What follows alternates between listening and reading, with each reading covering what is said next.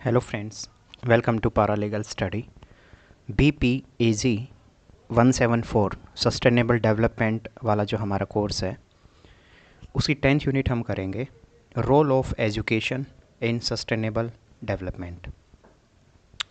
तो सबसे पहले जो आपको बेसिक जो चीज़ें इंट्रोडक्शंस के रूप में लिखनी है वो क्या है कि education promotes development of knowledge and skills required to achieve sustainable development.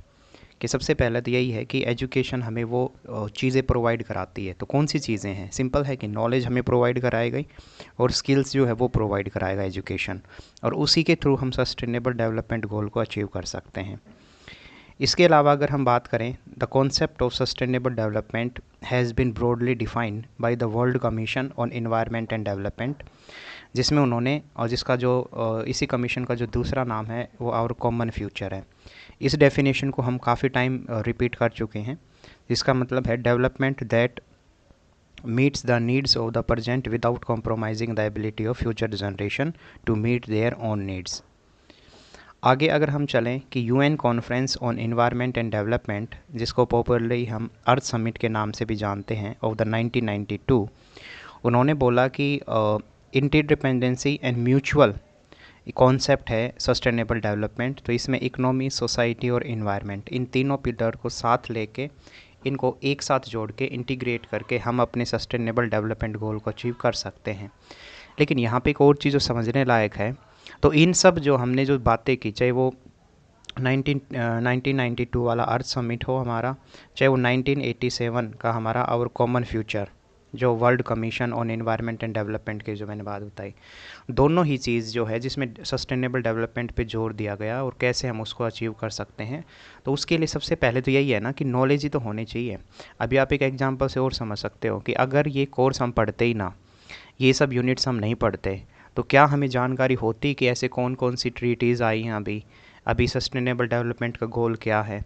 पीछे मैंने एक चैप्टर में आपको बताया था कि भारत सरकार जितनी भी पॉलिसीज़ लेके आती है, तो आप ध्यान से उनको अगर ऑब्ज़र्व करोगे तो वो आपका सस्टेनेबल डेवलपमेंट गोल को अचीव करने के रूप में उसको देखा जाएगा। तो ये कब हुआ? ये तभी तो होगा ना जब आपके पास नॉलेज होगी।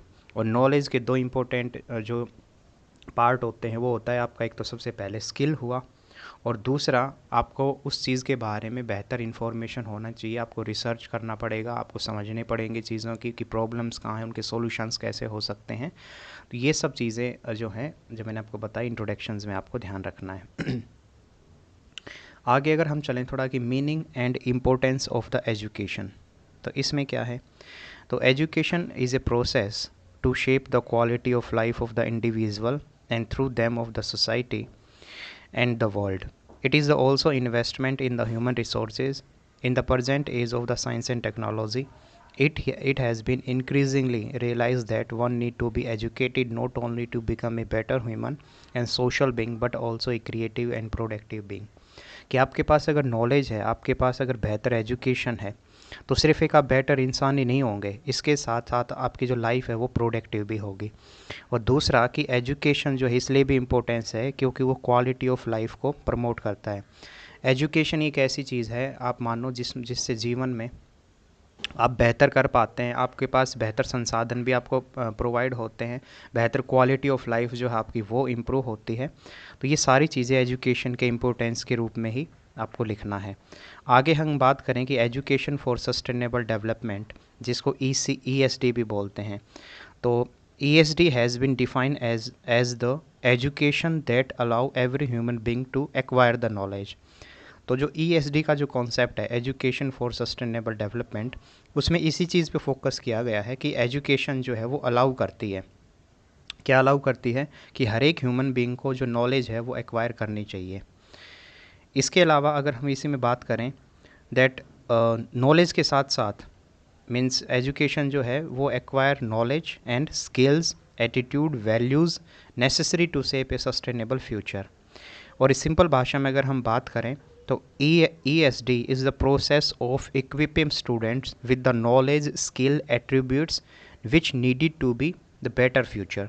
तो ये सारी जो चीज़ें हैं, चाहे हमने उसमें स्किल्स की बात की, एटीट्यूड की बात की, वैल्यूज़ की बात की, ये सारी चीज़ें आपको ESD, एजुकेशन फॉर सस्टेनेबल गोल जो सस्टेनेबल जो डेवलपमेंट है, जो कॉन्सेप्ट ESD का, उसमें ही बोला गया है कि एजुकेशंस में कौन कौन से अदर पहलू आएंगे। इसके अलावा also live in A way that safe guard environment, social, economical wellbeing.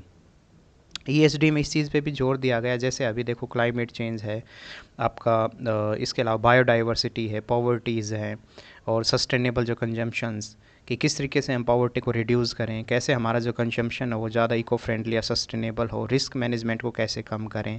तो इन सब इश्यूज़ को भी डील करता है कौन, एजुकेशन फॉर सस्टेनेबल डेवलपमेंट, मतलब ESD। इसके अलावा education for ESD consequently promote competence like critical thinking, imagining future scenario and making decision in a collaborative way। ESD है वो साथ साथ में आपके अंदर क्रिटिकल थिंकिंग भी, फ्यूचर्स में आपके साथ कौन सी प्रॉब्लम आ सकती है, उनके सॉल्यूशंस क्या होंगे, इसको लेके भी, और डिसीज़न जो आपकी एबिलिटी है उसको इम्प्रूव करने में हमारी हेल्प करता है ESD। इसके अलावा अगर हम थोड़ा और उसमें बात करें कि education for sustainable development should include the following push, कि अगर आपको एजुकेट हैं आप, या मान लो आपको सस्टेनेबल डेवलपमेंट गोल के बारे में अगर आपको पता है, तो उससे आपको कौन कौन से पुश मिलेंगे, मीन्स आप उसमें कौन कौन सी चीज़ें जो है वो अचीव कर पाएंगे।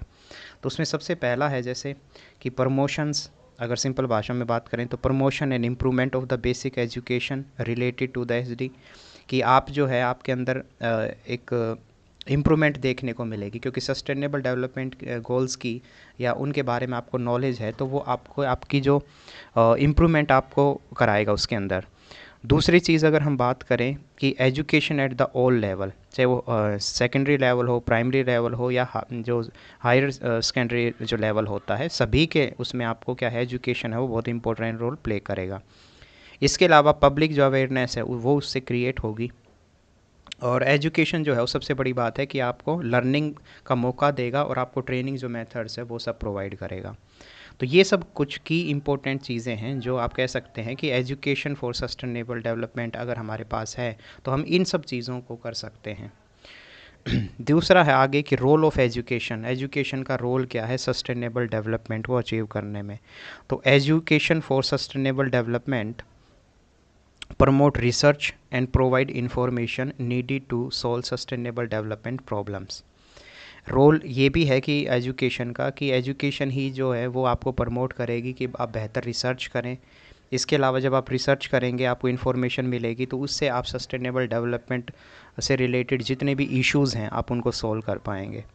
एक और रोल में ये भी है कि एजुकेशन अगर है आपके सस्टेनेबल डेवलपमेंट के केस में, तो it promote and encourage sustainable society को ये प्रमोट करेगा।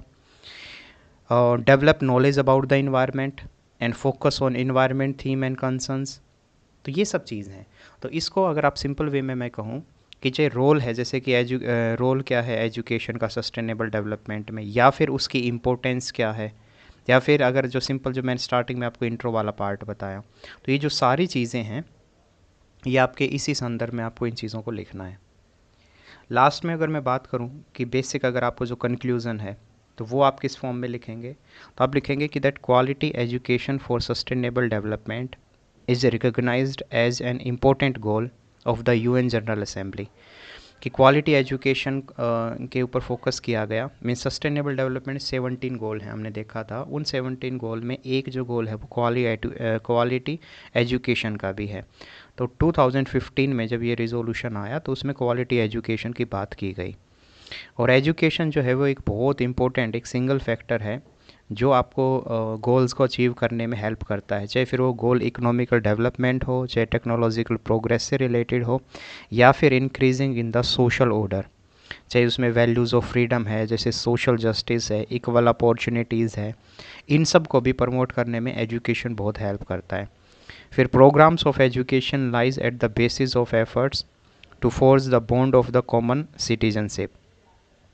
आपके अंदर जो एक कॉमन सिटीजनशिप, या फिर मैं कहूँ कि people friendly, people to people जो कोऑपरेशंस जो है, वो जो नेसेसरी जो पार्ट होता है वो भी आपको एजुकेशन के तहत मिलता है, क्योंकि जब आप एजुकेट होते हो तो आपको राइट्स के बारे में पता लगता है। इसके अलावा आप लोगों से बेहतर कनेक्ट हो पाते हैं, आपको जो इश्यूज़ हैं वो समझ आने लगते हैं। तो इन सिंपल वर्ड अगर हम कहें कि education is regarded as the key of development and fundamental prerequisite of social and economical justice and which are the twin pillar of the welfare state. Welfare state के concept को achieve करने के लिए दो ही सबसे important part होते हैं, social और इकोनॉमिकल जस्टिस। इन दोनों को, सोशल और इकोनॉमिक जस्टिस को हम एजुकेशन के थ्रू ही एक्वायर कर सकते हैं। In a world based on a science and technology, it is the education that determines the level of prosperity, welfare and security. जिस तरीके से अभी सोसाइटी बदल रही है, टेक्नोलॉजी, साइंस एंड टेक्नोलॉजी का रोल बढ़ रहा है, तो उसमें एजुकेशन जो है वो हमारी हेल्प करेगी प्रॉस्पेरिटी को अचीव करने में, सोसाइटी को वेलफेयर बनाने में और लोगों की सिक्योरिटी को सिक्योरिटी प्रोवाइड करने में। तो these are the various part जो आप कंक्लूड में लिखोगे। तो यही है फ्रेंड्स, इसमें आपका जो सबसे इम्पोर्टेंट जो चीज़ें हैं। और जिस भी स्टूडेंट्स को नोट्स चाहिए तो वो बिल्कुल क्रीम फॉर्म में इस चैप्टर की जो नोट्स हैं वो आपको प्रोवाइड हो जाएंगे। आप मुझे मैसेज कर सकते हैं व्हाट्सएप पे। तो यही है हमारा role of education in sustainable development. Thank you so much.